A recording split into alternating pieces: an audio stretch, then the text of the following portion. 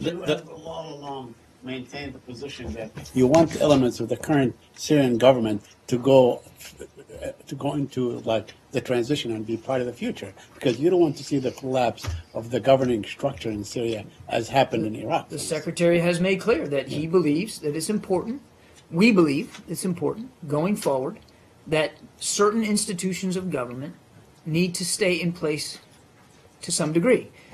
We didn't lay out exactly what it should look like, but we recognize that good governance, we've long said, look, the way to defeat a group like Daesh is through good governance. In Iraq, we're seeing Prime Minister Abadi try to work very hard on political reforms to improve governance in Iraq.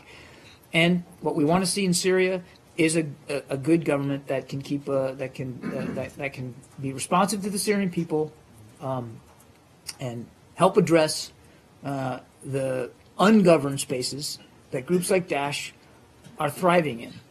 And as the Secretary said, that means that we believe it's okay. You okay?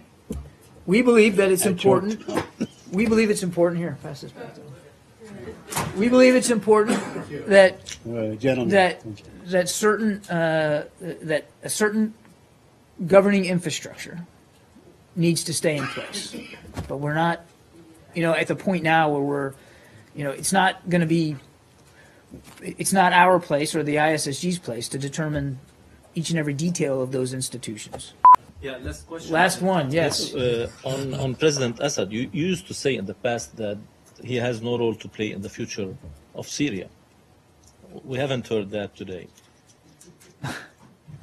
Okay, so I'll say it again today. That means Assad has lost legitimacy. Assad, no, not at all. Assad has lost legitimacy to govern in Syria.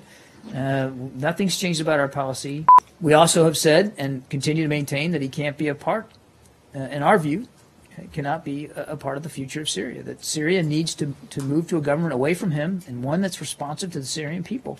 But ultimately, how they get to that process is for the Syrian people to decide. Nothing has changed about our policy or our view on Bashar al-Assad.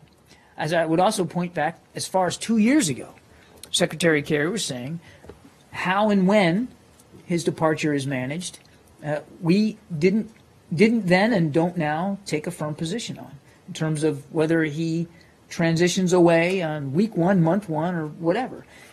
But we have to get to a government away from Assad and one that's responsive to the Syrian people. Well, wait a second. That's just not. It is true. It started when this whole thing began, and the president came out and said Assad was no longer fit to rule and had lost legitimacy.